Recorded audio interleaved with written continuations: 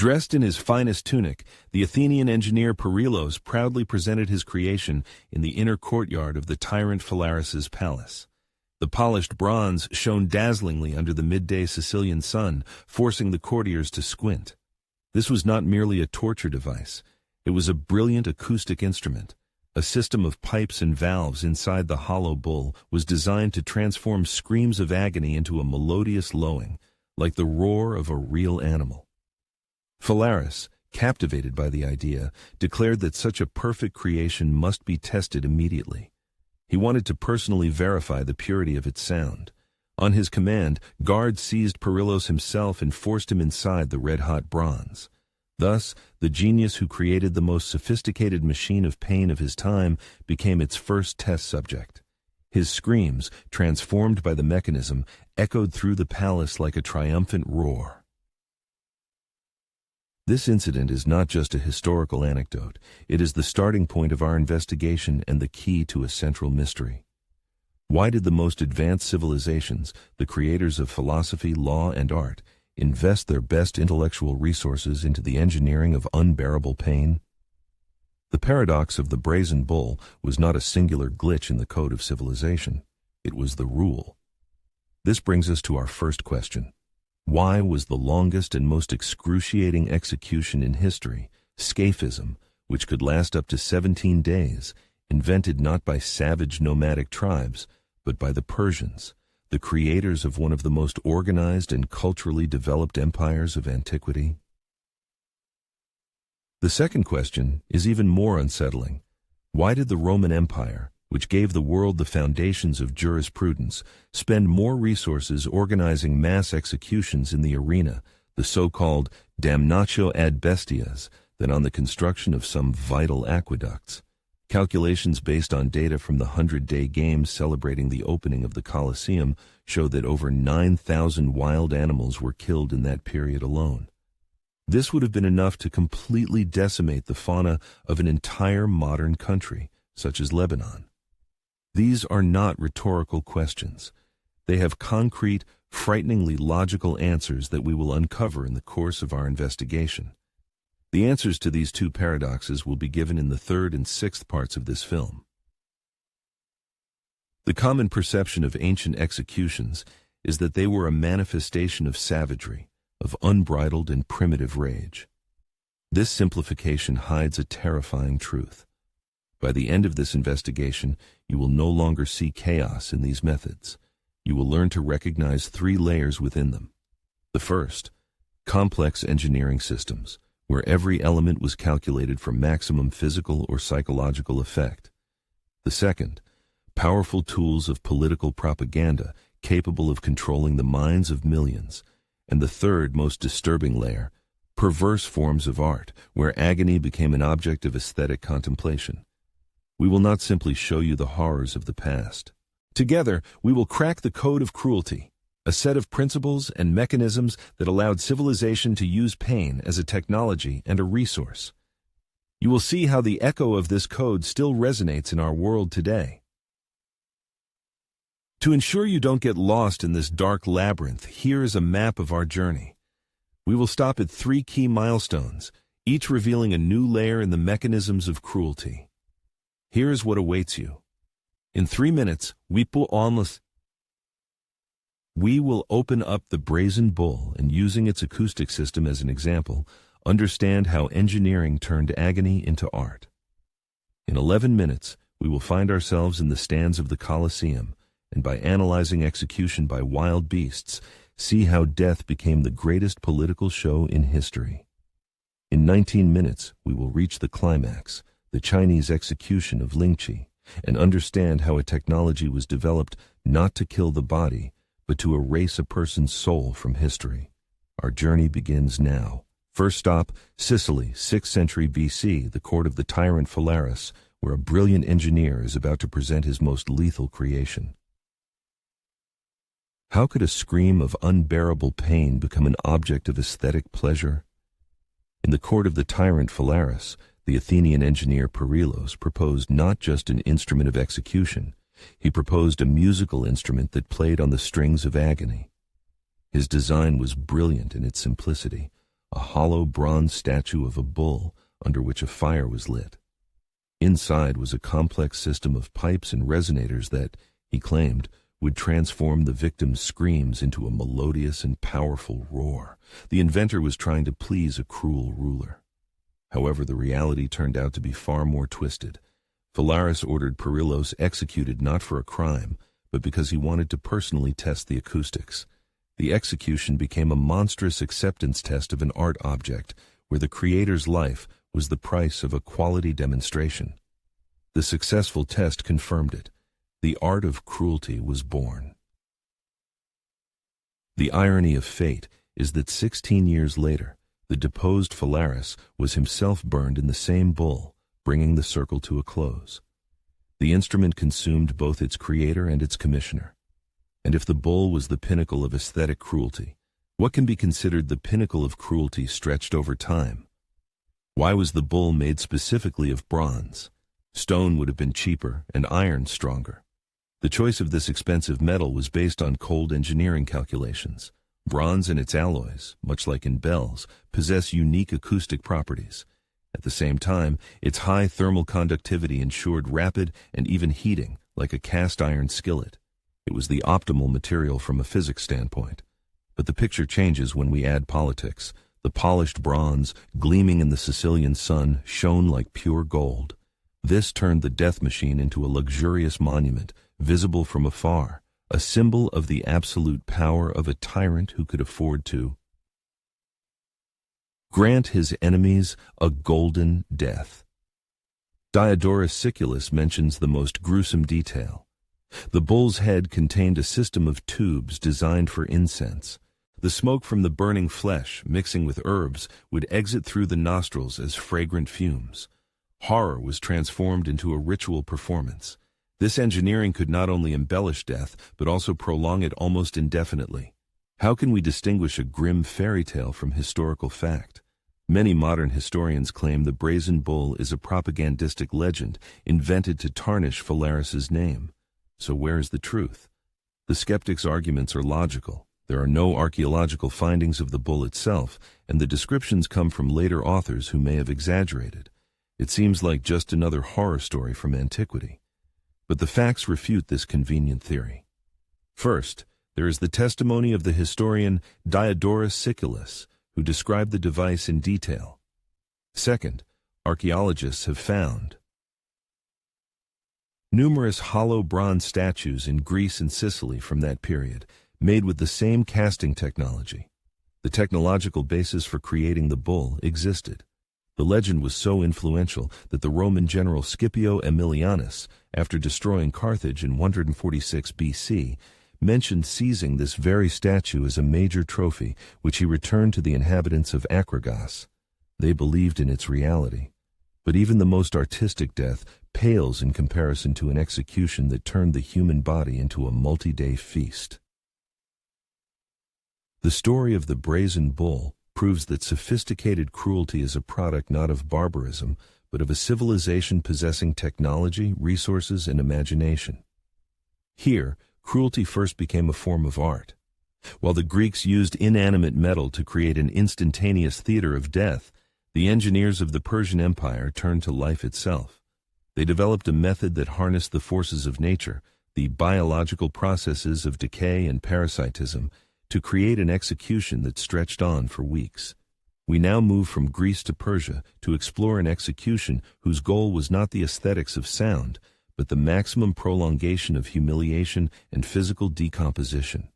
This is the next step in the evolution of the code of cruelty. From a swift, artistic death by fire and metal, we move to a slow, biological death by honey and insects. How do you make nature itself execute a person for you? Persian engineers of cruelty answered this question by creating scaphism, the first example in history of a biological weapon directed against a single individual. Plutarch called it the boats. Its mechanism was deceptively simple. The victim was placed between two hollowed-out boats, with only their head, hands, and feet left outside. They were then force-fed a mixture of milk and honey until uncontrollable diarrhea began, which would accumulate inside this wooden sarcophagus. But this was only the beginning. The victim's body was also slathered with honey on the outside, turning them into a dual trap. The excrement inside attracted worms, which began to eat the flesh alive from within. The honey on the outside drew wasps and flies, which would sting and lay larvae in the eyes, ears, and nose. The person was turned into a living incubator for their own demise. They were kept fed each day to prevent death from starvation, with the end finally coming from septic shock and gangrene weeks later. It was a sinister form of horticulture. The body was the soil, the milk and honey were the fertilizer, and the executioners merely waited patiently for nature to grow a slow death from it. Who was punished in this way? This execution was not meant for common criminals. Plutarch describes the case of a soldier named Mithridates, sentenced to scaphism by King Artaxerxes II. His crime: he had accidentally killed the king's brother during a hunt and later carelessly boasted about it. At first glance, this seems like a monstrously disproportionate revenge for an insult. But it was not about personal offense, it was about state ideology. In the Zoroastrian culture of Persia, the purity of body and spirit was the highest religious value. Scaphism was designed as an absolute ritual defilement. It turned a human being, the pinnacle of creation, into a rotting, parasite-infested mass of filth. It was a complete symbolic annihilation, a punishment more terrifying than death itself. Mithridates' execution lasted 17 days, more than 400 hours of conscious decomposition. It was a public spectacle that demonstrated that enemies of the empire would not just be killed, but erased from the category of human. The Persians used nature for total humiliation. But the Vikings went even further.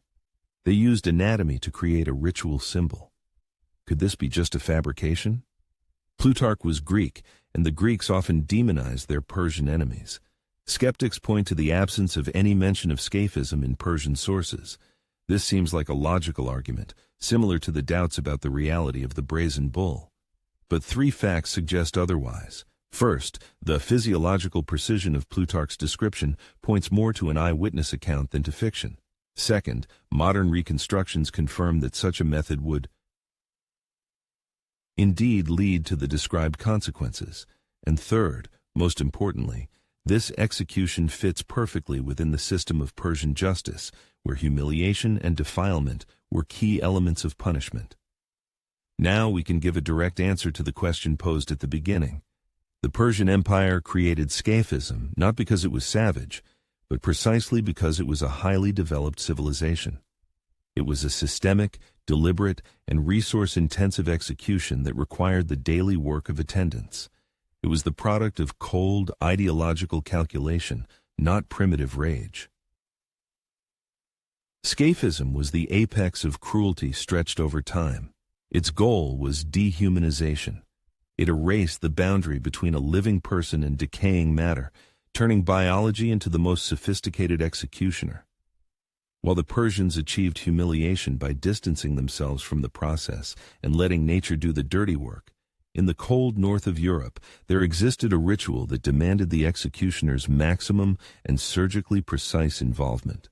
It was not a passive observation of decay, but an active creation of a terrifying symbol from a human body. We journey to the world of the Vikings to investigate the blood eagle, a ritual on the borderline between execution, sacrifice, and a brutal anatomy lesson. What lies behind the poetic name, blood eagle? It sounds like a metaphor from a saga, but the Vikings understood it literally. The procedure, described in skaldic texts, was an act of surgical dissection. The skin and flesh were cut from the victim's back, exposing the ribs. Then, one by one, the ribs were severed from the spine with a sharp blade and spread apart like giant wings. The final act was to pull the still-functioning lungs out of the chest cavity and lay them over the victim's shoulders. This procedure required not the fury of a berserker, but the precision of a surgeon.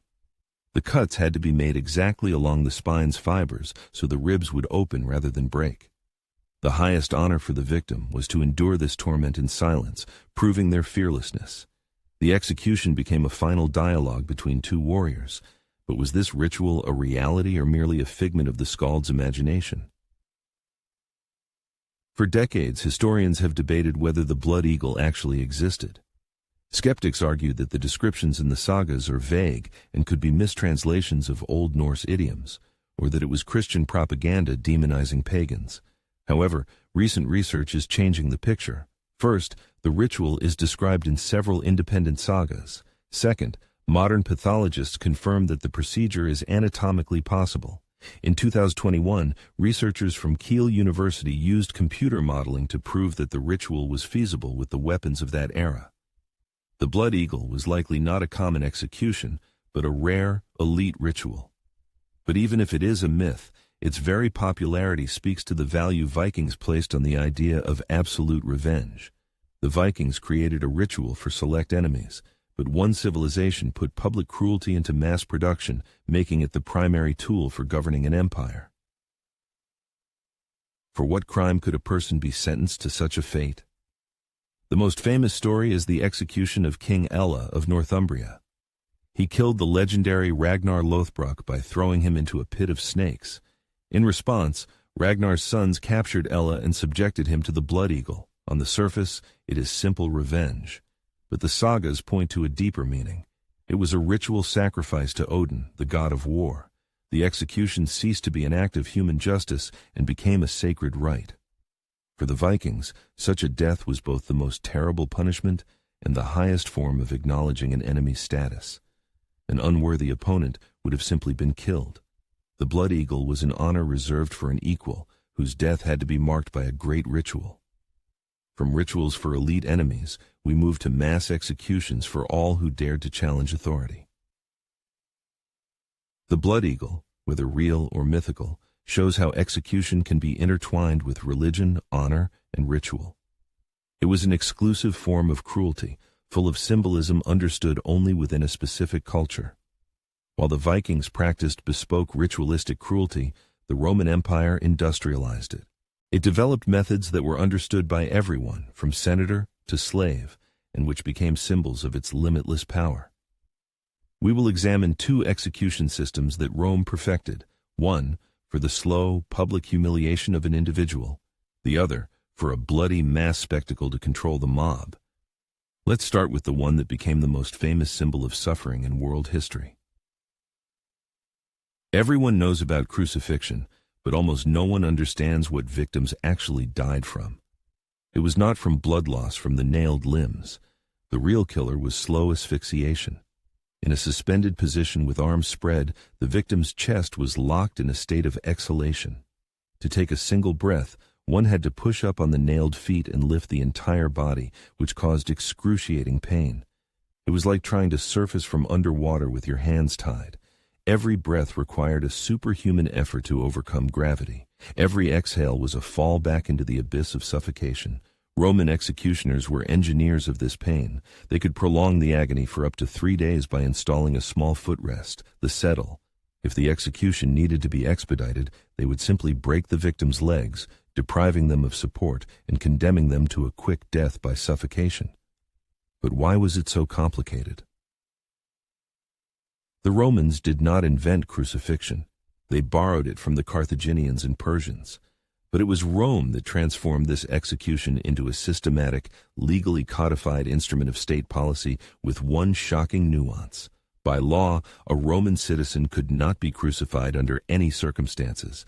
It was a servile supplicium, a slave's punishment, a penalty for those not considered fully human. Cicero called it the cruelest and most disgusting of punishments, unworthy of even being mentioned in polite society.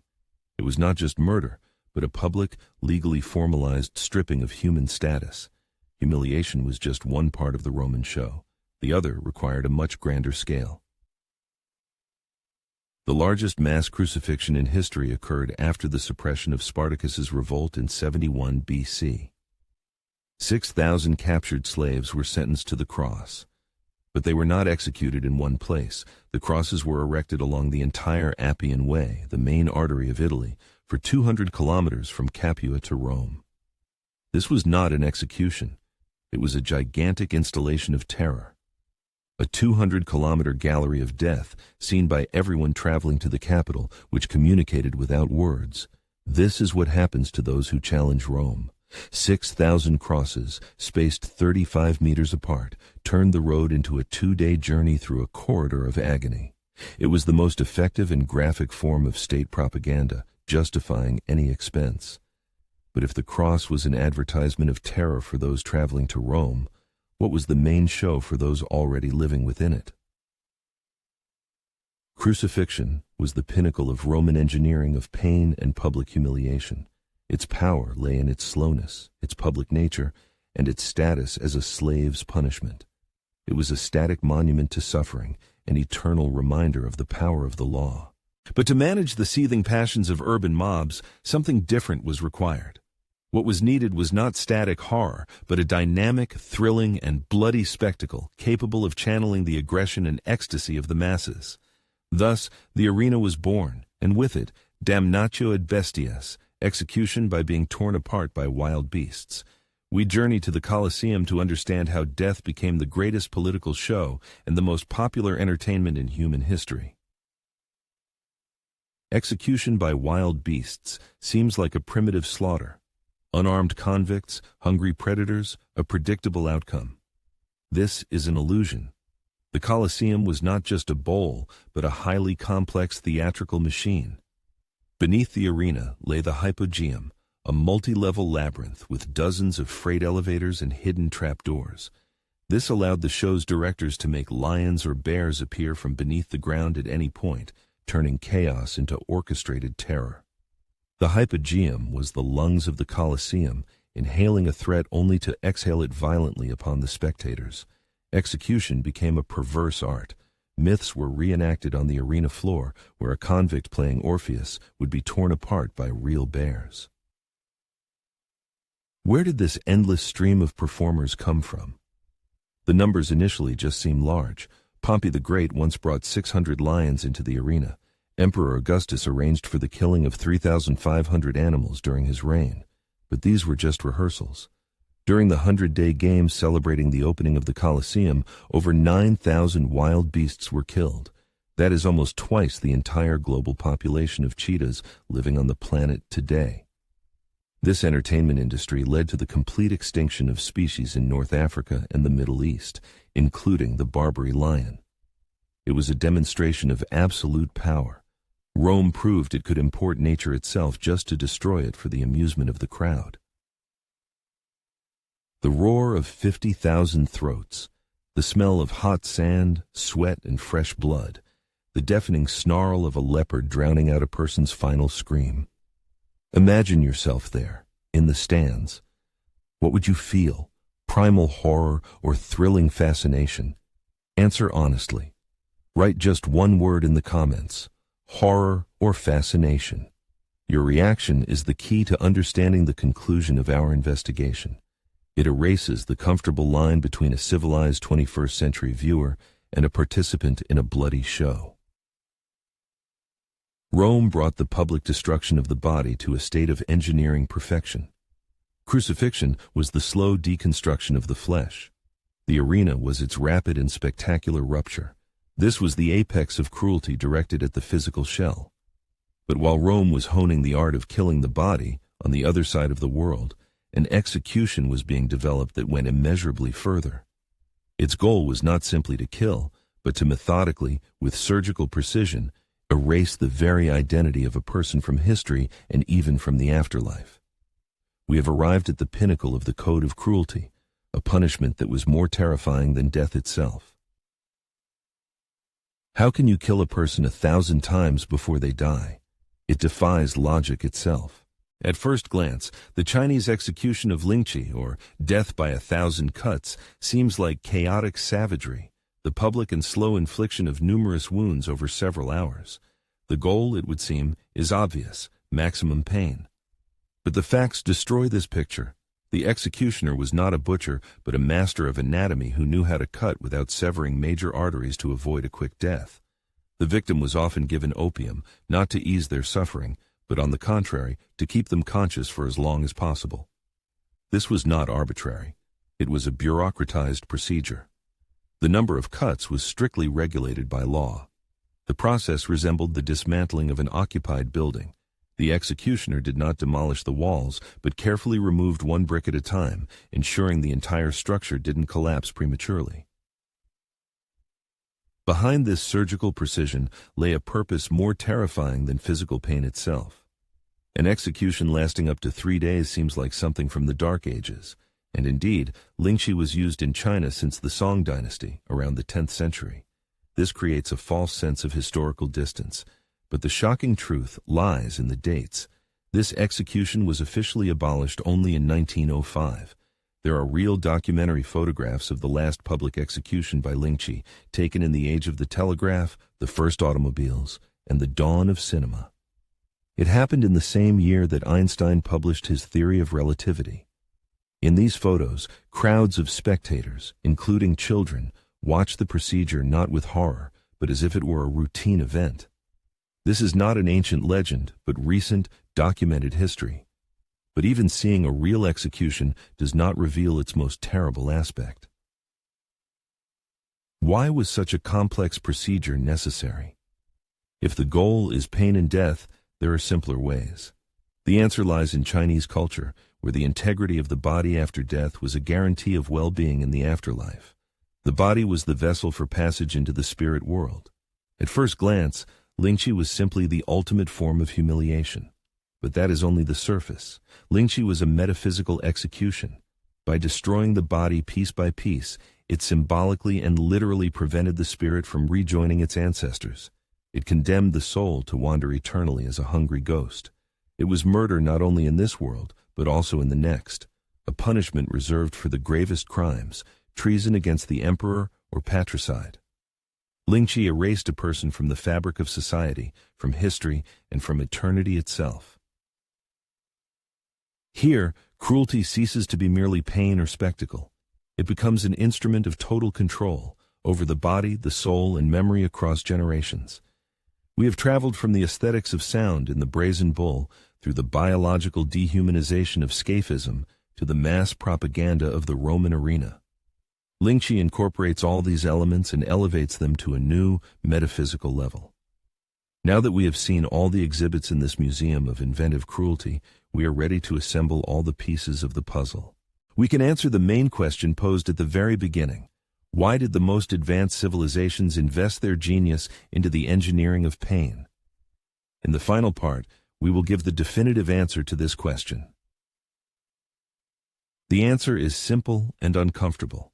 Sophisticated cruelty was not a failure of civilization, but its key technology. It was not a bug, but a deliberate feature.